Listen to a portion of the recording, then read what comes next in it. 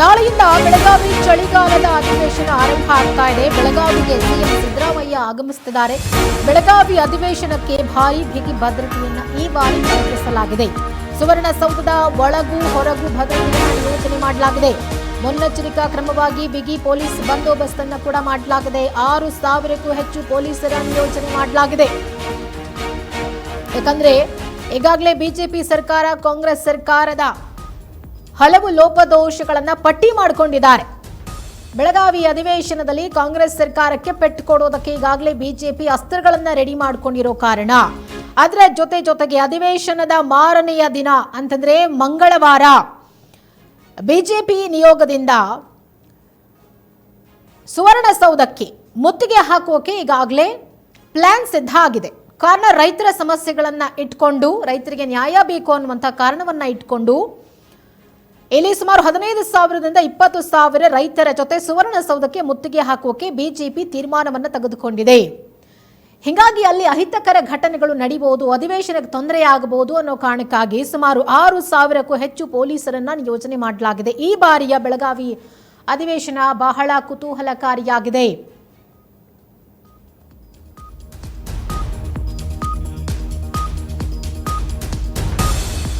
ಇನ್ನು ಇತ್ತ ಸರ್ಕಾರದ ವಿರುದ್ಧ ಸಮರಕ್ಕೆ ಸಜ್ಜಾಗಿದೆ ರಾಜ್ಯ ಬಿಜೆಪಿ ಪಡೆ. ಸಾಲು ವಿಚಾರಗಳನ್ನ ಕೈಗೆತ್ತಿಕೊಂಡು ಹೋರಾಟಕ್ಕೆ ಪ್ಲಾನ್ ಮಾಡಿಕೊಂಡಿದ್ದಾರೆ. ಸರ್ಕಾರಕ್ಕೆ ಬಿಸಿ ಮುಟ್ಟಿಸೋದಕ್ಕೆ 84 ಸಂಘಟನೆಗಳು ಸಜ್ಜಾಗಿವೆ. ಸುವರ್ಣಸೌಧದ ಮುತ್ತಿಗೆಗೆ ಬಿಜೆಪಿ ನಿರ್ಧಾರವನ್ನ ತೆಗೆದುಕೊಂಡಿದೆ. ಸೋಯಾಬೀನ್, ಹೆಸರುಬೇಳೆ, ಇದೇ ರೀತಿಯಾಗಿ ಹಲವು ಬೆಳೆಗಳಿಗೆ ಪರಿಹಾರ ಕೊಡಬೇಕು ಅಂತ ಹೇಳಿ ಆಗ್ರಹ ಮಾಡಿದ್ದಾರೆ. ಕಬ್ಬು ಬೆಳೆಗಾರರ ಸಮಸ್ಯೆ ಇತ್ಯರ್ಥಕ್ಕೆ ರೈತರಿಂದ ಪ್ರೊಟೆಸ್ಟ್ ಮಾಡಲಾಗ್ತಾ ಇದೆ. ಪಂಚಮಸಾಲಿ ಸಮಾಜದಿಂದ ಮೌನ ಪ್ರತಿಭಟನೆಗೂ ನಿರ್ಧಾರವನ್ನ ಮಾಡಲಾಗಿದೆ. ಒಂದ್ ಕಡೆ ಮೌನ ಪ್ರತಿಭಟನೆ ಪಂಚಮಸಾಲಿ ಸಮಾಜದಿಂದ, ಮತ್ತೊಂದು ಕಡೆ ಸರ್ಕಾರಕ್ಕೆ ಬಿಸಿ ಮುಟ್ಟಿಸೋದಕ್ಕೆ ಸುಮಾರು 84 ಸಂಘಟನೆಗಳು ಸಜ್ಜಾಗಿದ್ದಾರೆ. ಸುವರ್ಣಸೌಧಕ್ಕೆ ಮುತ್ತಿಗೆ ಹಾಕುವುದಕ್ಕೂ ಕೂಡ ಬಿಜೆಪಿ ನಿರ್ಧಾರವನ್ನ ಮಾಡಿದೆ. ಹೀಗಾಗಿ ಈ ಬಾರಿಯ ಬೆಳಗಾವಿ ಅಧಿವೇಶನ ಏನಾಗುತ್ತೆ, ಸಕ್ಸಸ್ಫುಲ್ ಆಗಿ ನಡೆಯುತ್ತಾ ಅಥವಾ ಬಿಜೆಪಿ ಅಧಿವೇಶನವನ್ನ ಸರಿಯಾದಂಥ ರೀತಿಯಲ್ಲಿ ನಡೆಯೋಕೆ ಬಿಡುತ್ತಾ ಅಥವಾ ಸರ್ಕಾರಕ್ಕೆ ಬ್ರಹ್ಮಾಸ್ತ್ರಗಳನ್ನ ಬಿಡೋದ್ರ ಮುಖಾಂತರ ಅಧಿವೇಶನದ ಉದ್ದೇಶವನ್ನೇ ಹಾಳು ಮಾಡುವಂಥ ಪ್ಲಾನ್ ಬಿಜೆಪಿಯದ್ದ ಅನ್ನುವಂಥ ಕುತೂಹಲ ಸದ್ಯಕ್ಕಿದೆ. ಹೀಗಾಗಿ ಈ ಬಾರಿಯ ಬೆಳಗಾವಿ ಅಧಿವೇಶನ ಬಹಳ ಕುತೂಹಲವನ್ನ ಹುಟ್ಟು ಹಾಕಿದೆ. 6,000ಕ್ಕೂ ಹೆಚ್ಚು ಪೊಲೀಸರನ್ನ ನಿಯೋಜನೆ ಮಾಡಲಾಗಿದೆ. ಒಂದು ಕಡೆ ಟೈಟ್ ಸೆಕ್ಯೂರಿಟಿ, ಮತ್ತೊಂದು ಕಡೆ ಸುವರ್ಣ ವಿಧಾನಸೌಧದ ಒಳಗೂ ಹೊರಗೂ ಭದ್ರತೆಯನ್ನ ಕೊಟ್ಟಿದ್ದಾರೆ. ಹೀಗಾಗಿ ಈ ಬಾರಿ ಬೆಳಗಾವಿ ಅಧಿವೇಶನ ಎಷ್ಟು ಮಟ್ಟಿಗೆ ಸಕ್ಸಸ್ಫುಲ್ ಆಗುತ್ತೆ ಅನ್ನುವಂಥ ಕುತೂಹಲ ಸದ್ಯಕ್ಕೆ ಮನೆ ಮಾಡಿದೆ.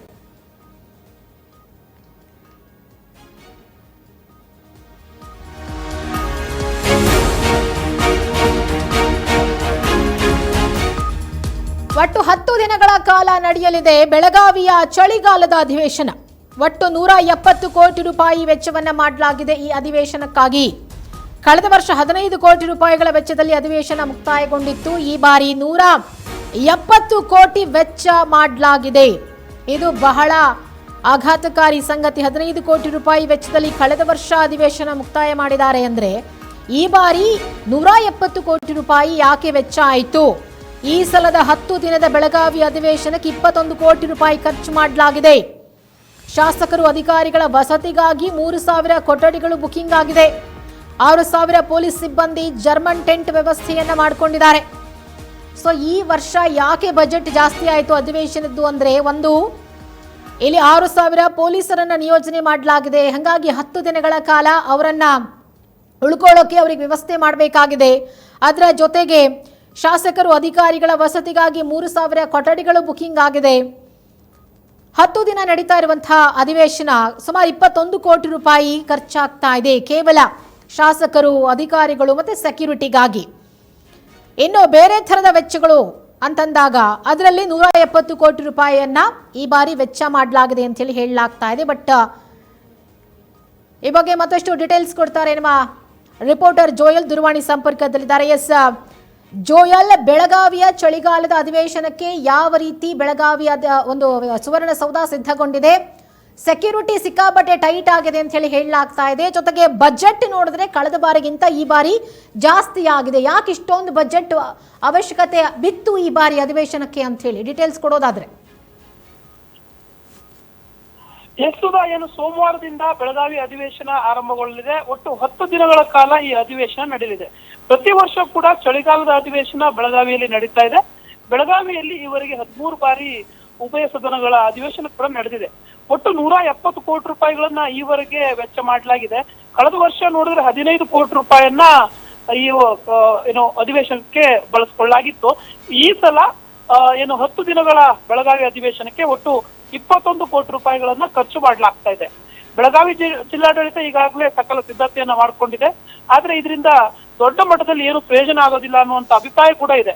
ಅಂದ್ರೆ ಆಡಳಿತ ಪಕ್ಷ ಹಾಗೇನು ವಿಪಕ್ಷಗಳು ಕೂಡ ಏನು ಗಂಭೀರ ರೀತಿಯಲ್ಲಿ ಅಂದ್ರೆ ಚರ್ಚೆಗಳನ್ನ ಮಾಡಲ್ಲ, ಬದಲಾಗಿ ಕೆಲವೊಂದು ಕಡೆ ಕಾಲಹರಣವನ್ನು ಮಾಡ್ತಾರೆ ಅನ್ನುವಂತ ಆರೋಪ ಕೂಡ ಇದೆ. ಈಗಾಗಲೇ ನೋಡೋದಾದ್ರೆ ಶಾಸಕರು ಹಾಗೇನು ಅಧಿಕಾರಿಗಳ ವಸತಿಗಾಗಿ 3,000 ಕೊಠಡಿಗಳ ಬುಕ್ಕಿಂಗ್ ಕೂಡ ಆಗಿದೆ. 6,000 ಪೊಲೀಸರು ಹಾಗೇನೆ ಒಂದಷ್ಟು ಸಿಬ್ಬಂದಿ ಏನಿದ್ದಾರೆ ಜರ್ಮನ್ ಟೆಂಟ್ ವ್ಯವಸ್ಥೆಯನ್ನ ಮಾಡ್ಕೊಂಡಿದ್ದಾರೆ. ಈ ಬಾರಿ ಏನು ಸುವರ್ಣ ಸೌಧದ ಸುತ್ತಮುತ್ತ ಸಾಕಷ್ಟು ಪೊಲೀಸ್ ಬಂದೋಬಸ್ತ್ ಅನ್ನ ಮಾಡಿಕೊಳ್ಳಲಾಗಿದೆ. ಕಾರಣ ಏನಂತಂದ್ರೆ ಇತ್ತೀಚೆಗಷ್ಟೇ ಏನು ದೆಹಲಿಯಲ್ಲಿ ಬಾಂಬ್ ಸ್ಫೋಟ ಆಗಿತ್ತು. ಆ ಒಂದು ಸ್ಫೋಟದ ಬಳಿಕ ಈ ಒಂದು ಬಿಗಿ ಭದ್ರತೆಯನ್ನ ಮಾಡಿಕೊಳ್ಳಲಾಗಿದೆ. ಇಷ್ಟೆಲ್ಲ ಖರ್ಚು ವೆಚ್ಚ ಮಾಡಿದ್ರು ಕೂಡ ಬೆಳಗಾವಿ ಅಧಿವೇಶನದಲ್ಲಿ ಅಂದ್ರೆ ಉತ್ತರ ಕರ್ನಾಟಕ ಭಾಗದ ಸಮಸ್ಯೆಗಳಿಗೆ ಹೆಚ್ಚಿನ ಆದ್ಯತೆ ನೀಡಲಾಗ್ತಾ ಇಲ್ಲ ಅನ್ನುವಂಥದ್ದು ಪ್ರತಿ ವರ್ಷ ಕೇಳಿ ಬರ್ತಾ ಇರುವಂತಹ ಒಂದಷ್ಟು ಆರೋಪ. ನೆಪ ಪಾತ್ರಕ್ಕೆ ಮಾತ್ರ ಏನು 2 ದಿನಗಳ ಕಾಲ ಮಾತ್ರ ಉತ್ತರ ಕರ್ನಾಟಕದ ಭಾಗದ ಸಮಸ್ಯೆಗಳಿರ್ಬೋದು, ಅದು ಆ ವಿಚಾರಕ್ಕೆ ಚರ್ಚೆಯನ್ನ ಮಾಡ್ತಾರೆ ಅನ್ನುವಂತ ವಿಚಾರ. ಸೊ ಈ ಒಂದು ಅಧಿವೇಶನದಲ್ಲಿ, ಈ ಬಾರಿ ಅಧಿವೇಶನದಲ್ಲಿ ಯಾವ ರೀತಿಯಾಗಿ ಉತ್ತರ ಕರ್ನಾಟಕದ ಸಮಸ್ಯೆಗಳ ಬಗ್ಗೆ, ಉತ್ತರ ಕರ್ನಾಟಕದ ಬಗ್ಗೆ ಯಾವ ರೀತಿಯಾದ ಚರ್ಚೆಗಳಾಗುತ್ತೆ ಅನ್ನೋದನ್ನ ಕಾದು ನೋಡ್ಬೇಕಾಗಿದೆ. ವಿಪಕ್ಷಗಳು ಕೂಡ ಈಗಾಗಲೇ ಆ ನಿಟ್ಟಿನಲ್ಲಿ ತಯಾರಿಯನ್ನ ನಡೆಸ್ಕೊಂಡಿದ್ದಾವೆ.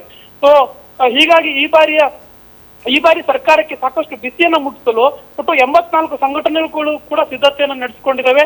ಈ ಬಾರಿ ಏನು ಹೆಸರು ಕಾಳು, ಸೋಯಾಬೀನ್ ಹಾಗೇನೆ ಏನು ಕಬ್ಬು ಬೆಳೆಗಳಿಗೆ ಒಂದಷ್ಟು ಪರಿಹಾರವನ್ನು ನೀಡಬೇಕು ಅಂತ ಈಗಾಗಲೇ ಏನು ಬಿಜೆಪಿ ಏನಿದೆ ಈ ಪಕ್ಷ ಇದು ಈಗಾಗಲೇ ಸುವರ್ಣಸೌಧಕ್ಕೆ ಮುತ್ತಿಗೆ ಹಾಕೋಕೆ ನಿರ್ಧಾರವನ್ನು ಕೂಡ ಮಾಡ್ಕೊಂಡಿದೆ. ಇನ್ನು ಏನು ಸರ್ಕಾರಿ ನೇಮಕಾತಿಗಳಿಗೂ ಕೂಡ ಆಗ್ರಹಿಸಿ ಏನು ಯುವಕರಿಂದ ಸಾಕಷ್ಟು ದೊಡ್ಡ ಮಟ್ಟದಲ್ಲಿ ಒಂದು ಪ್ರತಿಭಟನೆ ಕೂಡ ನಡೆಯಲಿದೆ. ಒಟ್ಟಾರೆಯಾಗಿ ಗಮನಿಸುವುದಾದ್ರೆ ಈ ಬಾರಿಯ ಚಳಿಗಾಲದ ಅಧಿವೇಶನ ಸಾಕಷ್ಟು ಕುತೂಹಲವನ್ನ ಸೃಷ್ಟಿಸಿದೆ.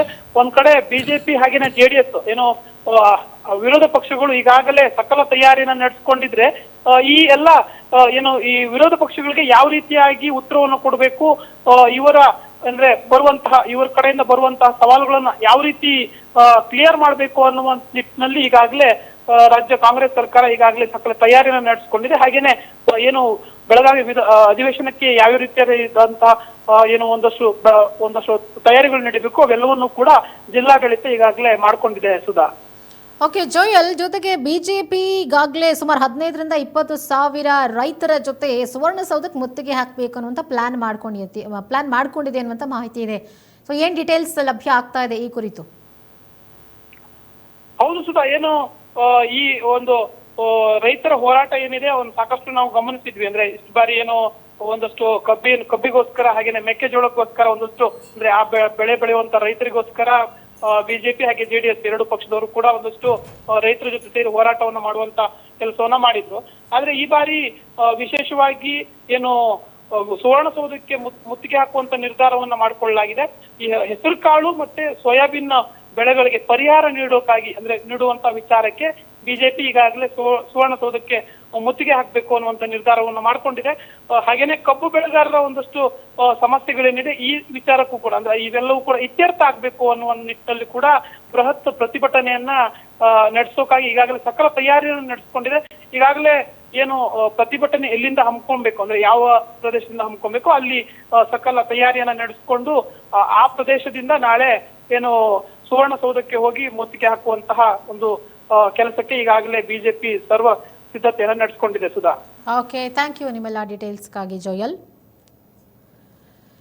ಎಸ್, ಈಗಾಗಲೇ ಬೆಳಗಾವಿ ಅಧಿವೇಶನಕ್ಕೆ ಸಕಲ ಸಿದ್ಧತೆಗಳು ಆರಂಭ ಆಗಿದೆ.